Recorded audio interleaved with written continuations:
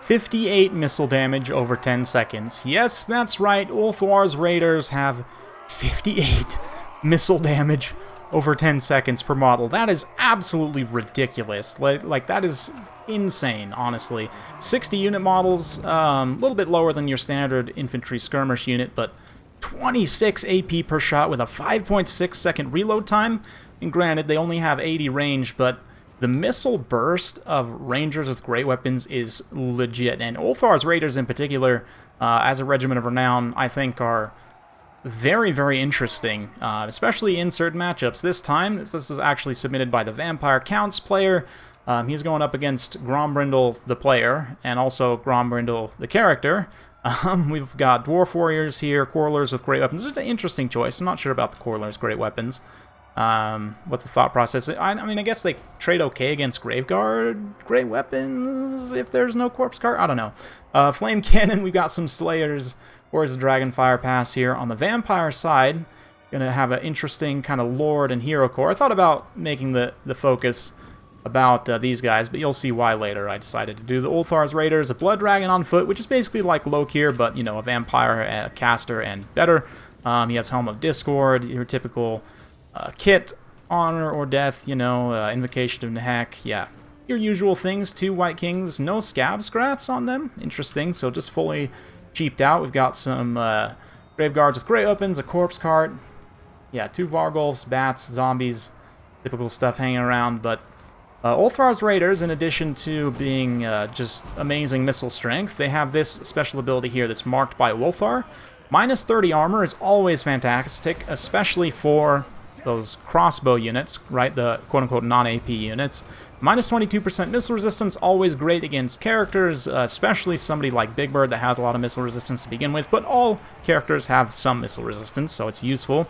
And as well, getting rid of a missile parry with shield against a high-value elite infantry, that can be devastating, like against, you know, like a Chosen or something. Considering they have 60% missile block chance, you can significantly nerf that with that ability there. And, yeah, the character squad kind of gets in here. Grombrindle's going to do his thing. Look at the throwing axes being thrown in. Not super accurate, but the burst damage here is insane. You can see these Graveguard with great weapons really not enjoying the situation. Ulthuar's Raiders, of course, do have great weapons as well in melee. Do a little bit of armor-piercing damage. You really don't want them fighting in melee, though, considering their ranged burst potential. But this is a matchup, I think, it's pretty interesting. Rangers with great weapons. Like, the short range isn't so much of an issue, and the fact they can even fight like these zombies and bats just fine, it definitely works to their benefit. But the character squad's kind of blending through. The Slayers also are getting caught up on these Graveguard with great weapons and the characters, which is really not a great engagement for them. They want to try and peel around and go onto those Vargulfs if they can, but Ulthuar's Raiders pulling back up the hill, avoiding that zombie summon very deftly. I mean, they are fast for Dwarfs, 33 speed. Pretty interesting. The Flame Cannon gets shut down by the Feast of the Dusk, though, coming in for a nice little ambush. They do pay the ultimate price, get blasted by Trollhammer torpedoes, but that's also not, you know, allowing these Vargulfs to not get blasted by the Trollhammer torpedoes. But Ulthuar's Raiders still have plenty of ammunition left. Going to be firing in here, and Grombrindle, unfortunately, got tangled up with these 3 vampire heroes, which is just a bad day for him. Oh yeah, the Ulthuar's Raiders with some close-range throwing axe support. Likewise, the Trollhammer torpedoes. So yeah, the great weapons there. Those throwing axes, man, the throwing axe infantry is an interesting one. The Norska and Dwarfs are the only ones with them, right? And I think for both of them, it's a criminally underused unit.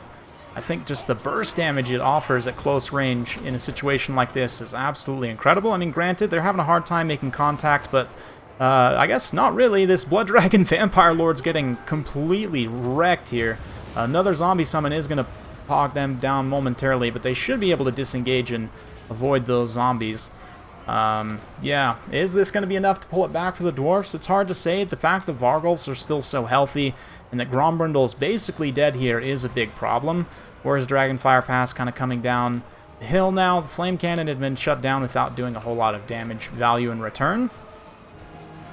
Will the Ulthuar's Raiders be able to carry the game? It's hard to say.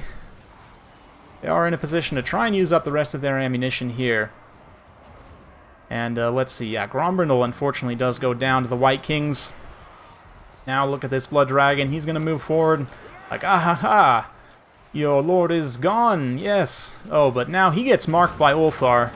Just gets exploded by Trollhammer torpedoes, blasted back down the hill, getting shredded by the close range axes there. Ulthuar is making their final stand.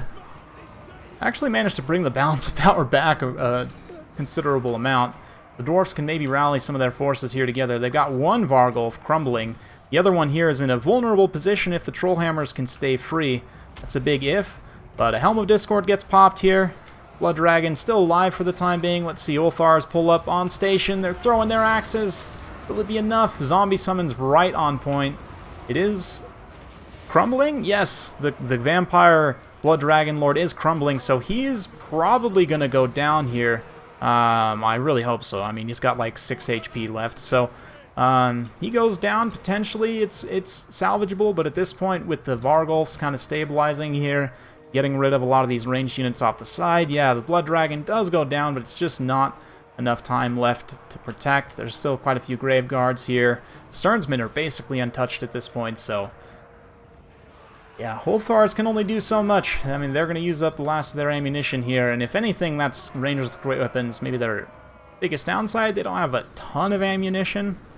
The damage they've done here, if we go ahead and take a look so far, yeah, 2,300 damage value on only 8,300 damage, which means a lot of damage against the high-value targets.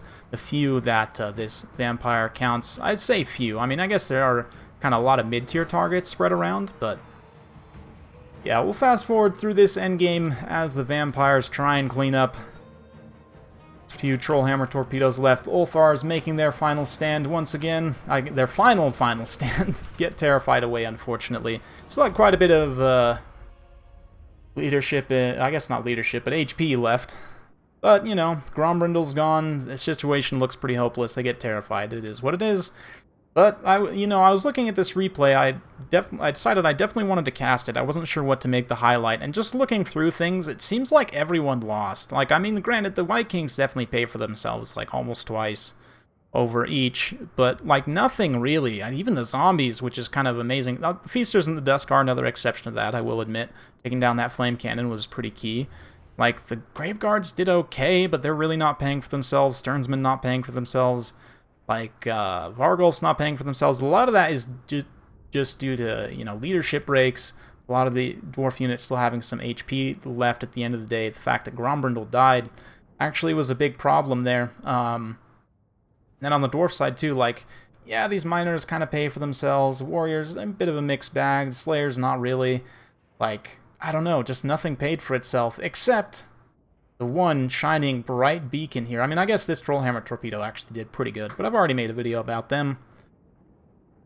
Wow, Ulthuar's Raiders, 2,300 damage value. I have to say, very impressed. And Rangers with great weapons in general are a unit that's you don't see super often, and I don't know, granted, maybe you will start seeing them more. Dwarfs are hot in the meta right now. Probably one of the top tier factions. I don't know for sure, but these guys, because of their shorter range, like, you often don't see them, especially given that they don't have any shields. So in a counter skirmish situation, like, all of the other Dwarf skirmishers pretty much are better than them, right? But in a situation where you are not likely to face a lot of counter skirmish, like, say, against Chaos, or obviously Vampire counts literally don't have any skirmish, you can try and take advantage of that short range and you know, high burst at short range to really deal with some targets. Obviously have Vanguard stock, as they are Rangers, so you can kind of pull off some shenanigans there. It can be a nice complement to a mass Vanguard build to provide some really high up-close burst. Melee stats are not amazing, but they do have some armor-piercing weapon strength. If you have some buffs nearby, like Thorgrim, you know, they can maybe punch some units above their, I say above their weight class. I mean, their cost at 650 is probably right around their weight class, but yeah, in general, this Marked by Ulthuar ability is very, very strong.